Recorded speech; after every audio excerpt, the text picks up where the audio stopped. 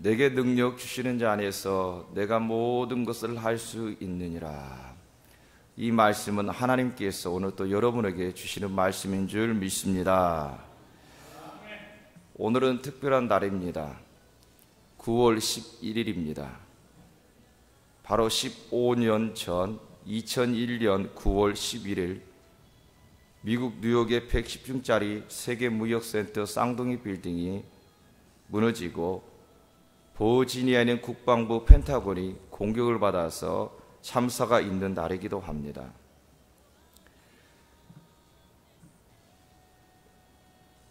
뉴욕의 쌍둥이 빌딩은 미국 경제의 힘이었습니다. 그리고 펜타곤은 미국의 군사력의 힘이었습니다. 미국은 세계 경제와 군사력을 가지고 리더하면서 영향을 미쳤던 현실이었습니다. 그런데 9월 11일 미국은 어이없게도 그러한 아픔과 고통을 당하게 됩니다. 저는 그 당시 한국에서 텔레비전으로 보았는데 현재 미국에서 살면서 다시 한번 그 시간을 되돌아 보니까 바로 이러한 고통과 아픔과 참사는 남의 일이 아니라 내 가족과 내 민족의 일인 것처럼 깊이 느껴지기도 합니다. 왜 그토록 사망과 고통과 3,500명의 사상자를 내면서까지 그들은 공격이 있을까요? 바로 그들은 미국처럼 힘이 있다는 것을 보여주기 위함이었습니다. 북한은 지난 9일 5차 핵실험을 했습니다. 이로 인해서 온 세계가 지진이 일어났습니다. 전문가들은 10킬로톤, 여러분 히로시마 일본에 떨어진 핵폭탄은 15킬로톤입니다. 바로 히로시마 핵폭탄에 맞먹는 그 핵실험을 했던 것이 바로 지난 9일 북한이었습니다. 한국 대통령은 전 국민을 향해서 준 비상사태를 선포했습니다. 그리고 9일 오후에는 유엔 안보리 긴급회의로 모이게 됩니다. 미국 오바마 대통령은 인터뷰를 통해서 북핵 강력 규탄하고 북핵의 핵을 지위를 인정 안 한다는 성명서를 발표하게 됩니다. 미국의 두 대선 주자들은 모든 이슈를 이제 안보로 가지고 나아가고 있는 것입니다. 이처럼 많은 사람들과 나라의 불안과 걱정과 고통을 주면서까지 왜 북한은 그렇게 핵을 고집할까요? 왜 그렇게 핵실험을 했을까요? 그들은 세계를 향해서 내게 우리에게도 힘이 있다는 것을 말하고 있는 것입니다. 세상은 이처럼 힘을 자랑합니다. 그러나 그 힘 때문에 지구온난화로 인해서 지구가 사라지고 있습니다. 그들이 자랑하는 그 힘 때문에 바로 경제가 빈부의 격차가 무너지게 되었습니다. 그리고 세상에서 자랑하는 그 힘 때문에 이제는 교회까지 삼키려고 합니다. 이제는 동성애 결혼할 사람들이 이곳에 와서 결혼하길 원했을 때 거부하면 문제가 발생합니다.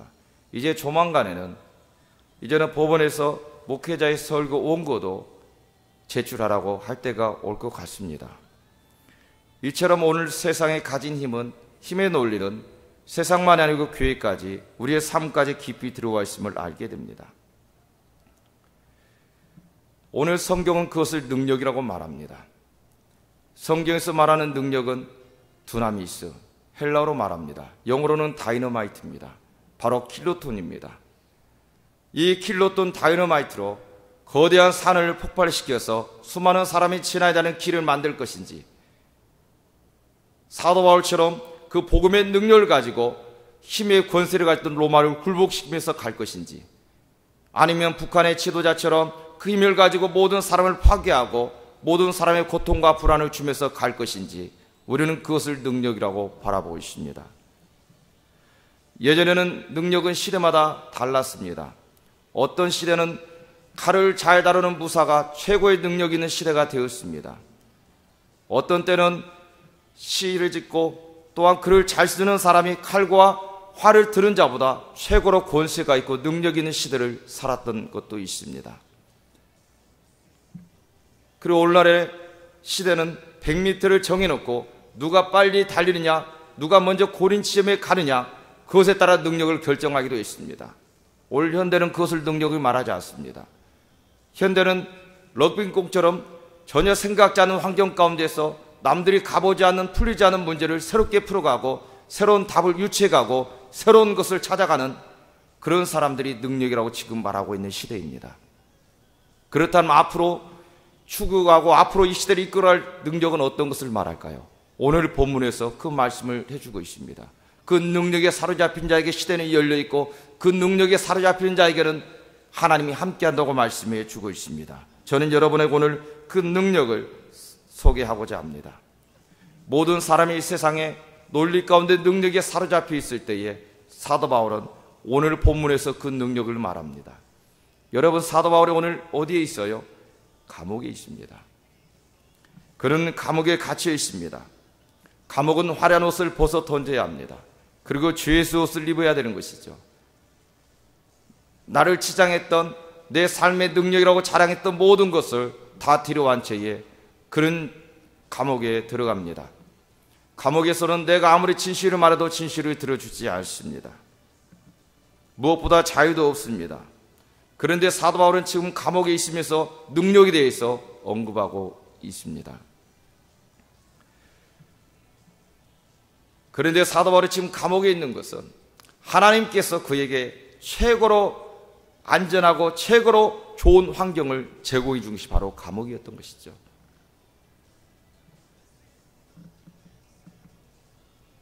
사도 바울을 감옥에 하나님이 넣어놓은 이유는 수많은 사람들이 사도 바울을 죽이려고 합니다. 칼을 든 자가 많이 있습니다.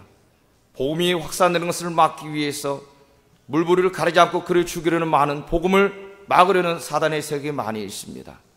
그로부터 가장 안전한 곳이 감옥이었던 것이죠. 그리고 사도 바울을 지켰던 중무장한 군사들은 많은 위험한 사람들로부터 사도 바울을 지키는 호위무사가 되어 있습니다. 오늘 빌립보 교인들은 사도 바울을 걱정합니다. 그가 감옥에 갇혀 있기 때문에 복음의 진보를 막을까 걱정한다고 성경은 기록하고 있어요. 그럴 것입니다. 하나님을 잘 믿고 예수를 잘 믿는 사람이 감옥에 갇혀 있습니다. 한순간에 죄수가 되어 있습니다. 모든 사람은 예수를 잘 믿더니 감옥에 갇혔다고 말하는 거예요. 모든 빌립보 성도들도 그런 바울을 기도하고 걱정하고 있었습니다. 혹시 사도 바울이 갇히면서 복음도 갇힐까 두려워했습니다. 그런데 사도 바울은 빌립보 1장 12절에 이렇게 말합니다. 형제들아, 나의 당한 일이 도리어 복음의 진보가 될 줄을 너희가 알기를 원하노라. 모든 사람들은 장애물이고 고통과 현장이 감옥이라고 말했지만 사도 바울은 이 감옥은 복음의 진보가 되는 현장이라고 말하고 있는 것입니다. 하나님께서 그의 가장 최고로 좋은 환경을 감옥으로 주었다는 것 사도 바울은 알고 있기 때문에 그는 감옥이 남들처럼 약한 곳이 아니라 하나님의 능력을 회복하는, 하나님의 권세를 회복하는 감옥이라는 것을 깨달았기 때문에 그는 감옥 안에서도 하나님 능력의 공급체인 것을 알았기 때문에 찬송하고 기쁨으로 살 수가 있는 것입니다. 그래서 빌립보 감옥에서 찬송할 때에 하나님의 놀라운 능력으로 옥문이 열리고 역사가 일어나는 것을 보게 됩니다. 우리는 모든 삶의 능력이 밖에 있다고 생각했지만 정작 사도 바울은 오늘 감옥 안에 갇혀있을 때에 하나님의 능력의 근원지적 공급체이심을 알 수 있는 것입니다. 빌립보서의 핵심은 뭘까요? 기쁨과 감사입니다. 그런데 빌립보서를 읽다 보면 한 단어 한 구절 읽을 때마다 묻혀서 나오는 단어와 느낌이 뭐예요? 정말로 나도 모르게 제 입 가운데서 하나님 감사합니다. 하나님 정말로 감사합니다. 빌립보서를 읽다 보면 나도 모르게 기쁨과 감사가 터져나오는 것을 막을 수가 없는 거죠. 그만큼 사도 바울은 감옥 안에 있지만 하나님께 기쁨과 감사가 몸에 배어서 구구절절마다 표현들마다 감사가 넘쳐나기 때문에 그 감사가 흘러서 저에게 와서 저도 감사할 수밖에 없는 것을 알게 됩니다.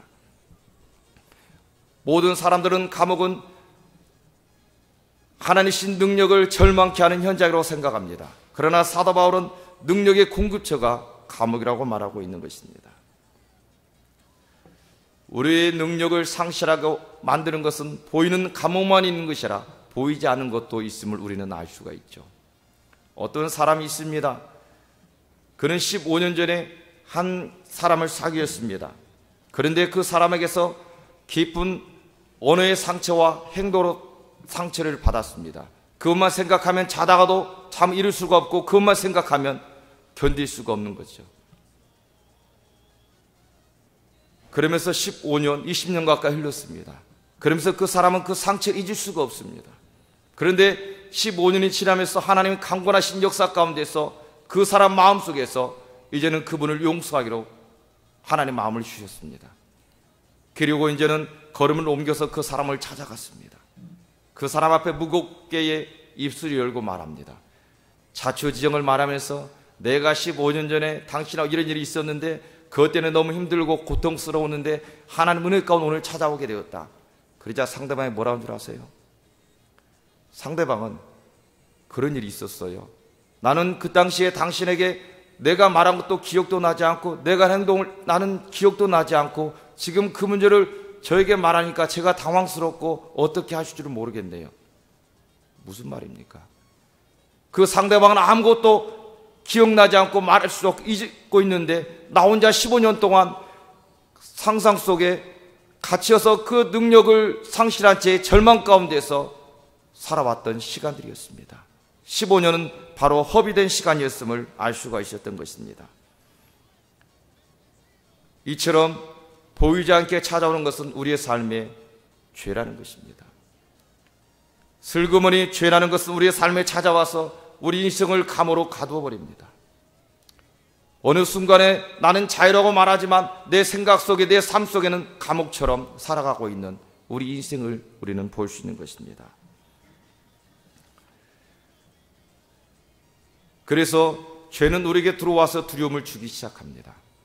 공포심을 조장합니다. 그래서 죄는 와서 자꾸 우리를 감추고 숨기고 포장하고 명분을 찾고 자신을 합리화시키도록 만들어갑니다. 그런데 유럽에서 콜레라가 유명할 때가 있었습니다. 콜레라가 말 그대로 너무도 유명했던 것은 콜레라 때문에 수천 수만 명의 사람들이 하루아침에 죽게 되는 일이었습니다. 그래서 한 사람이 이 콜레라를 풍자해서 글을 썼습니다. 한 농부가 마차를 타고 길을 갑니다.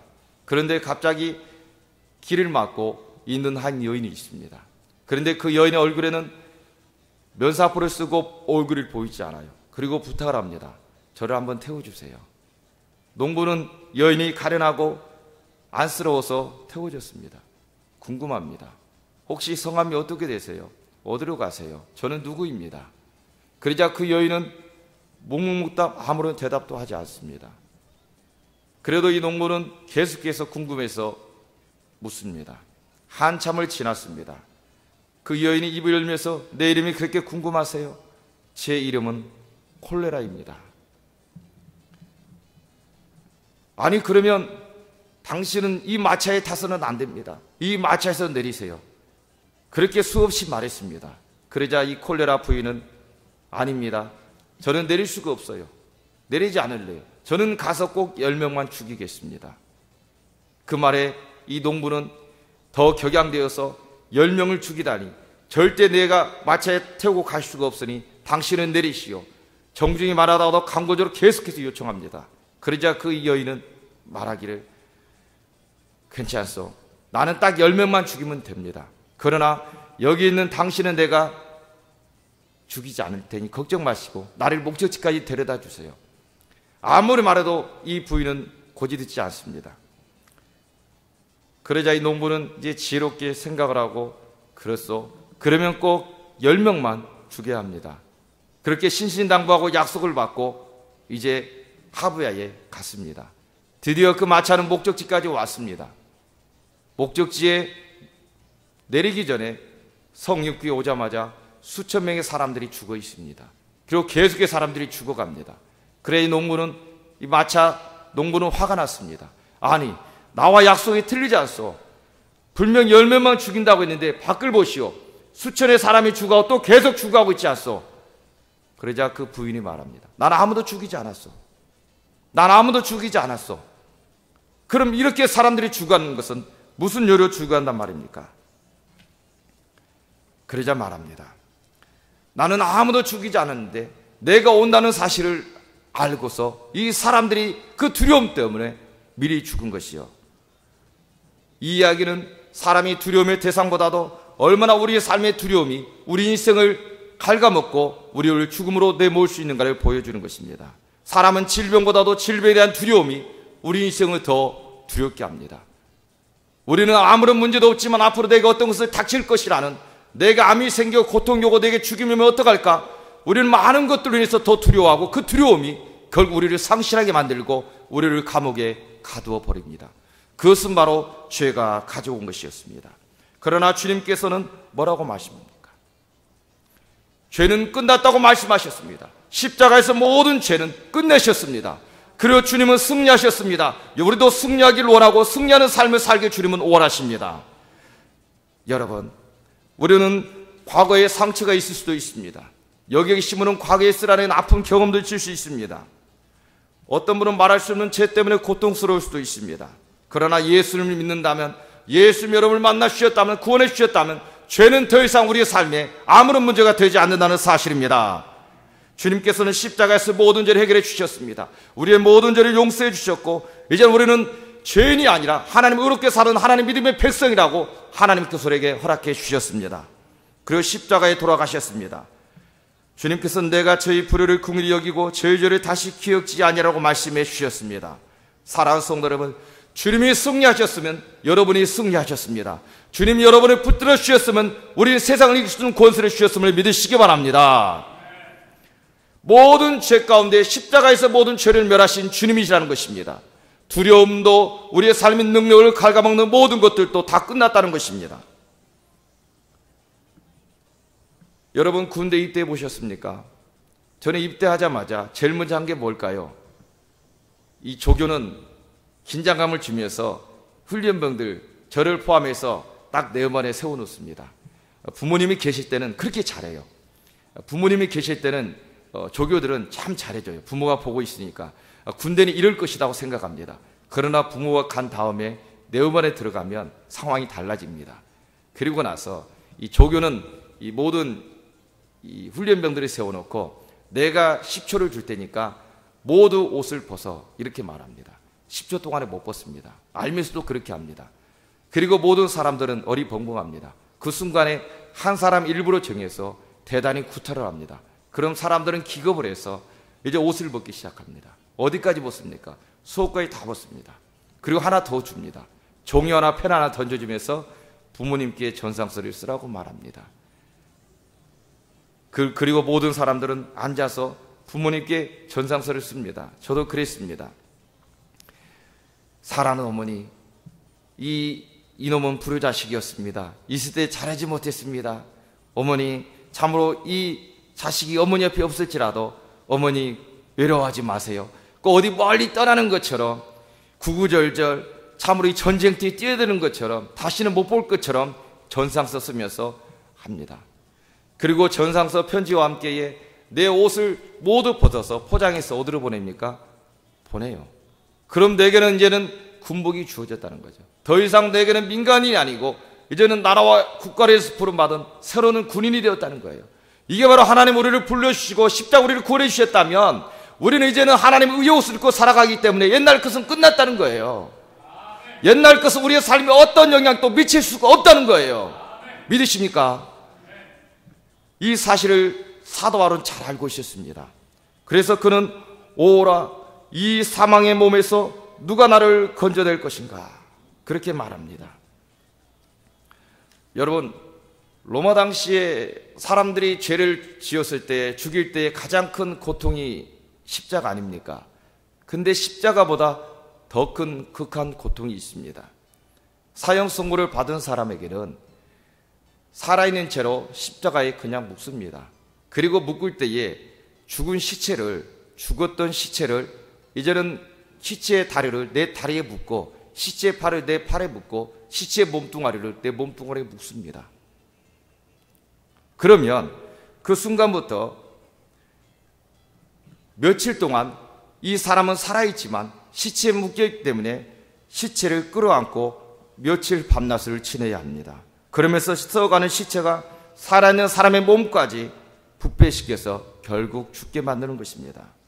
사도 바울은 내 인생의 시체를 끌어안고 내가 풀 수 없는 그 시체를 끌어안을 수밖에 없는 이 죄인을 예수님께서 결박시켜서 나라금 시체에서 떼어내주셔서 새 생명을 주시고 구원해 주신 것에 감사합니다. 이렇게 고백한 것이 사도 바울이었습니다.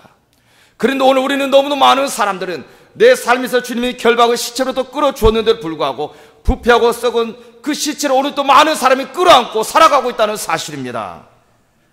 왜 많은 사람은 그토록 죽은 시체를 끼안으려고 합니까? 우리는 그 시체에 묶여있는 한 우리는 미래를 향해 나아갈 수가 없는 것입니다. 우리는 시체에 묶여있는 한 하나님의 놀라운 능력을 경험할 수가 없는 것입니다. 보라, 이전 것은 지나갔으니 새 것이 되었다고 말씀해 주고 있습니다. 우리는 하나님의 새로운 피조물이 되었다고 말씀해 주고 있습니다. 그럼 그렇게 된 것입니다. 하나님 우리를 선언해 주셨으면 우리는 그 믿음대로 살면 된다는 사실입니다. 그것은 진리입니다. 내가 이해하든 이해하지 못하든 그게 중요한 게 아니라 그것은 진리라는 사실입니다. 사랑하는 성도 여러분, 우리의 주님께서는 십자가에서 사망 권세를 깨뜨려 우리의 모든 죄와 질고를 깨끗이 씻어주시고 우리에게 하나님의 놀라운 능력과 권세를 주셨습니다. 내게 능력 주시는 자 안에서 내가 모든 것을 할 수 있다고 하나님 오늘 또 여러분의 말씀하신 줄 믿습니다. 이처럼 죄는 우리에게 와서 두려움으로 갉아먹기 시작합니다. 그러면서 우리는 말합니다. 하나님께서 우리의 삶을 이렇게 했을 때에 왜 그렇게 우리의 삶에는 고통과 어려움이 올까? 그런데 우리의 삶에 많은 어려움이 올 때에 우리만 왔던 것이 아니고 다윗도 그랬습니다. 시편에 보면 다윗은 29번 이상을 왜라는 질문을 하나님께 던졌습니다. 그도 그럴 것이 우리 생각으로는 논리적으로는 이해할 수 없는 수많은 환경이 그에게 겹쳤습니다. 당사자인 그도 왜 하나님 내게 이런 일이 납니까? 왜 내가 잔해에서 도망을 가야 되고 내 삶이 이렇게 피폐하고 쫓기는 인생, 광야 같은 인생, 꼬이는 인생, 복잡한 인생을 살아야 될까요? 그는 수없이 하나님께 왜 외쳤습니다. 그런데 하나님께서 뭐라 한 줄 아세요? 다윗이 말한 왜라는 답변보다도 너는 내 마음이 합한 자다. 내가 너를 붙들어 내가 너와 동행할 것이다. 그 말씀만 해주셨다는 사실입니다. 사랑하는 성도 여러분, 오늘도 우리는 이 세상을 살아가면서 수많은 문제 가운데, 고통 가운데, 어려움 가운데 살아갈 수도 있습니다. 그러나 하나님께서는 오늘 또 말씀하십니다. 내가 너를 사랑하노라. 내가 너와 함께 할 것이다. 내가 너를 붙들어 줄 것이다. 내가 너를 일으켜주고 너의 문제를 해결해 줄 것이라고 말씀해 주시는 음성을 듣기를 간절히 소원합니다. 오늘 사도 바울은 계속해서 말합니다. 이런 죽은 시체를 벗어 던져버린 그 자신에게는 하나님 능력이 임했다고 말합니다. 어떻게 임했다고 말하고 있습니까? 바로 그에게는 하나님 능력이 현장이 감옥이었으면 매일처럼 능력을 공급받는 능력 있는 삶을 살아가는 원동력은 어디에 있을까요? 바로 자기의 가시였습니다. 자기에게 있는 가시는 많은 사람들의 부끄러움이 아니라 감추고 숨기고 싶은 연약한 모습이 아니라 내게 있는 가시는 늘 하나님 앞에 살아갈 때에 하나님 능력이 많은 하나님의 능력을 체험하고 능력과 함께하는 삶이 진행해 있다는 사실을 말씀해 주고 있는 것입니다. 모세와 다윗의 시대에 그들이 목동들이 붙잡고 있는 지팡이가 있습니다. 지팡이에는요 특징이 있습니다. 하나는 자신들의 이야기가 써져 있고 그 지팡이에는 그 사람들의 경력이 적어져 있습니다. 그렇기 때문에 다윗과 모세 때의 목자들의 지팡이는 대대자손이 가문으로 물려받는 갑오가 되었던 것이죠. 그런데 하나님은 그런 모세의 지팡이를 내려놓으라, 내게 달라고 말합니다. 하나님께 모세의 지팡이가 가는 순간 그 다음부터는 이제 내 지팡이가 하나님의 지팡이가 된다는 거죠. 근데 하나님은 그 지팡이를 가지고 던지라고 말하는 거예요. 던지라. 하나님 왜 지팡이를 던지라고 그럴까? 모세를 이해할 수가 없었어요. 그런데 던졌습니다. 던지자마자 뱀이 되었어요. 더 이해할 수가 없어요. 근데 더 이해할 수 없는 것은 하나님 그 뱀의 꼬리를 잡으라는 거예요. 모세는 광야 40년 생활했기 때문에 어느 것이 독사인지 정확히 알고 뱀을 잡을 때 어디를 잡아야 될지 누구보다 잘 알고 있는 거예요. 여러분 독사라 뱀을 잡을 때 어디를 잡아야 되죠? 머리를 잡아야 됩니다. 꼬리를 잡는 순간 뱀은 100% 물게 되어 있습니다. 그런데 하나님께서는 모세에게 그 뱀의 꼬리를 붙잡으라는 거예요. 모세는 도저히 이해할 수가 없어요. 그런데 하나님께서 잡으라고 하는 순간 잡으니까 다시 지팡이가 됩니다. 그 순간 이 지팡이는 모세의 지팡이가 되는 것이 아니라 하나님의 능력이 지팡이, 하나님의 영광의 지팡이가 되었다는 거죠. 그 순간부터 이 지팡이는 하나님부터 능력이 많은, 하나님의 능력을 체험하는 지팡이가 됐다는 것이죠. 하나님은 지금 뭘 원합니까? 모세가 내게 정말로 신뢰하고 있는지, 나를 믿고 나를 따르고 있는지, 이해되지 않더라도 그대로 순종하는지를 하나님은 보기를 원했던 거예요. 모든 능력은 내게 있는 것이 아니라 하나님께 있다고 성경 말씀해 주고 있습니다. 예수 그리스도 안에 때 그분이 내게 능력 주실 때에 그분을 통해서 내 삶의 능력이 나타난다는 사실입니다. 모세는요 40세에 뭐 했습니까? 말이 능통했다고 말합니다. 여기에 탁월한 지혜를 배웠기 때문에 그는 40세에 언어에 탁월했다고 말합니다. 얼마나 말을 잘했습니까? 종교의 언어의 달인이었습니다. 그러나 그것이 하나님과의 관계 가운데서 장물이 될 때가 있어요. 하나님 모세를 부른 순간 모세 입술은 뭐예요? 어눌한 자가 되는 거예요. 열리지가 않고 말을 잘 못해요. 하나님이 가라고 할 때 난 말할 수 없어서 갈 수가 없습니다. 난 언변이 뛰어나지 못합니다. 언변이 뛰어났던 모세 완전히 달라졌어요. 그런데 하나님은 그 어눌했던 모세 입술을 고쳐줬습니까? 수백만의 사람이 이끌려가면 뛰어난 언어와 뛰어난 논리력과 사람들의 마음을 감동시키는 입술을 열어줘야 되지 않습니까? 하나님 열어주지 않았어요. 수백만의 사람들의 어려움을 만날 때마다 모세 입을 다 쳐다봅니다. 모세는 뭐예요? 말을 할 수가 없어요. 그럴 때에 모세는 자기 어눌한 입을 볼 때마다 누굴 생각합니까? 하나님의 능력을 의지할 수밖에 없는, 하나님의 능력이 임하는 것을 경험할 수밖에 없습니다. 야곱은 그랬습니다. 야곱은 야복강가에서 하나님께서 환도표를 치셨습니다. 당시에는 농경사회이기 때문에 걸어 다녀야 됐습니다. 걸을 때마다 얼마나 힘들겠어요. 걸을 때마다 사람들이 묻습니다. 왜 그랬을까요? 그럴 때에 야곱은 사람들에게 이것은 이렇게 해서 이렇게 되었습니다라고 말할 수 있어요. 사람들에게 간증할 수가 있어요. 그런데 당사자인 야곱은 걸을 때마다 바로에게 말한 것처럼 내 인생의 세월이 험악한 것처럼 걸을 때마다 그리 힘듭니다. 그런데요 야곱은 걸을 때마다 자기의 저른 다리를 보면서 무슨 생각할까요? 하나님 나를 도와주시고 하나님 나와 함께 하시는 그 능력을 체험하는 현장을 보고 있는 것입니다. 사도 바울은 그랬습니다.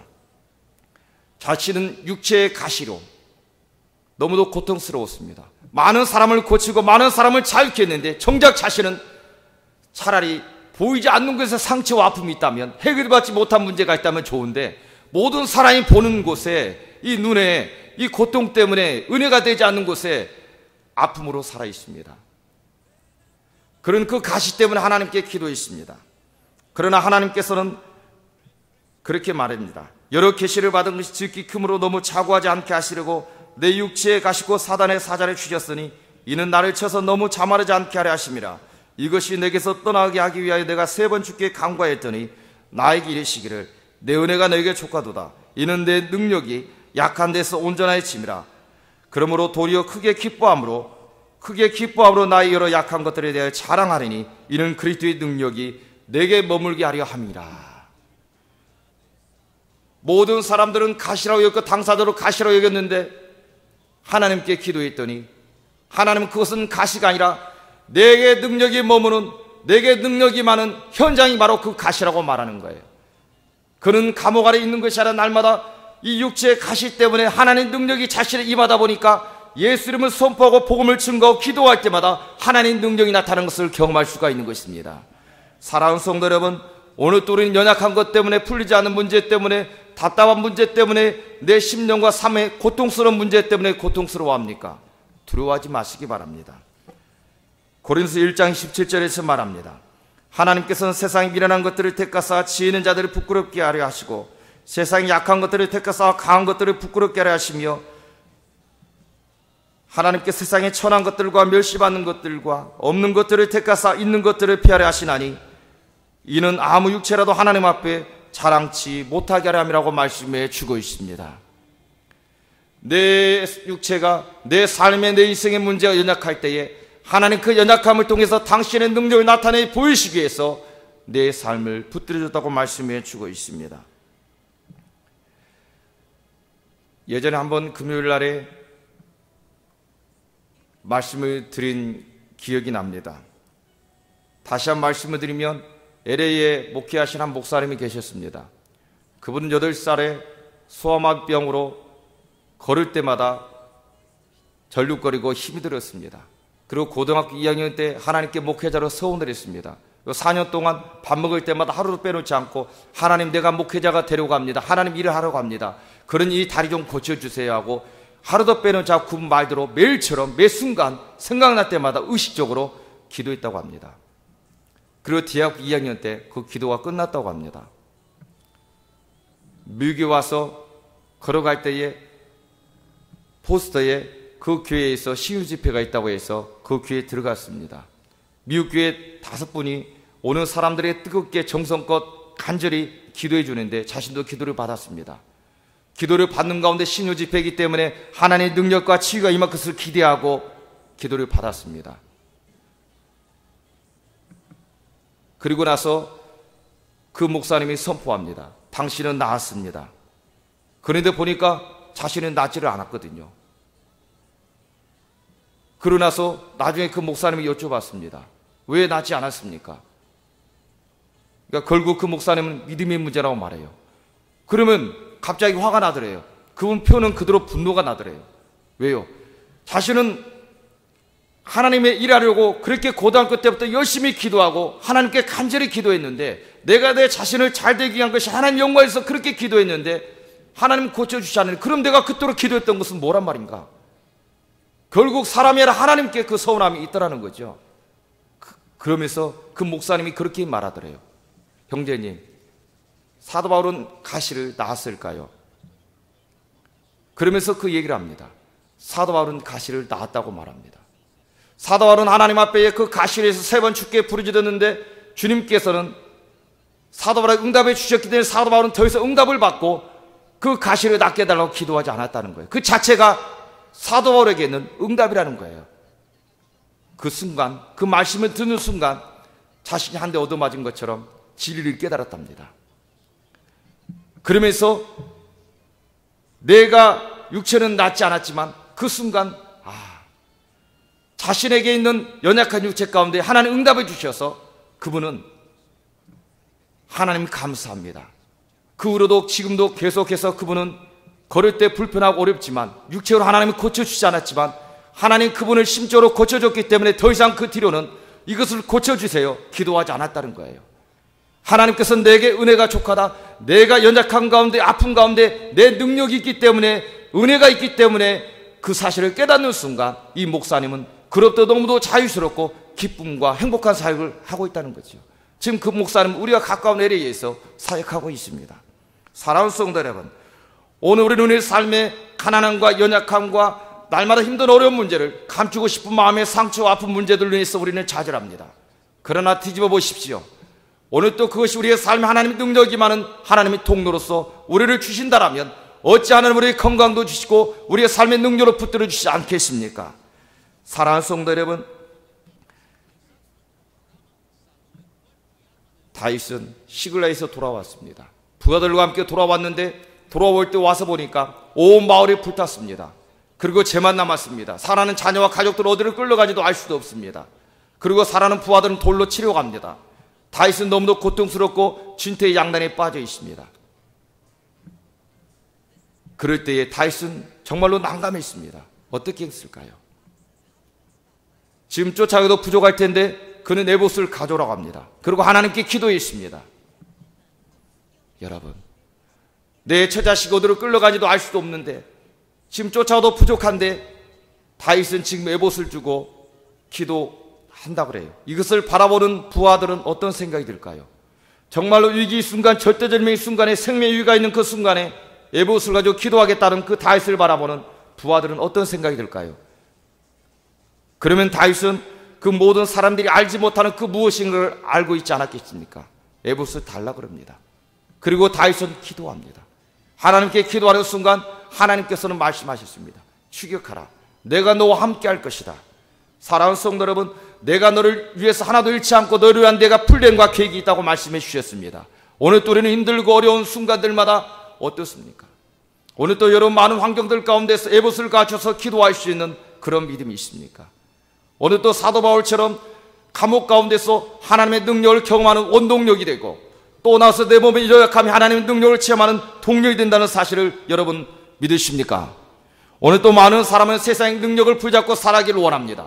그러나 우리의 능력은 어디 있습니까? 예수 그리스도 안에 있음을 믿으시기 바랍니다. 예수 그리스도 안에 있을 때 그분의 능력이 여러분의 입술을 통해 삶을 통해서 나타날 줄 믿습니다. 사랑하는 성도 여러분, 우리의 능력, 하나님 신 킬로톤 다이너마이트 능력을 가지고 오늘 또 예수님을 선포하면서 여러분이 풀리지 않은 문제가 있습니까? 아픈 고통의 문제가 있습니까? 답답한 심령의 어려운 문제가 있습니까? 당뇨가 있습니까? 두려워하지 마십시오.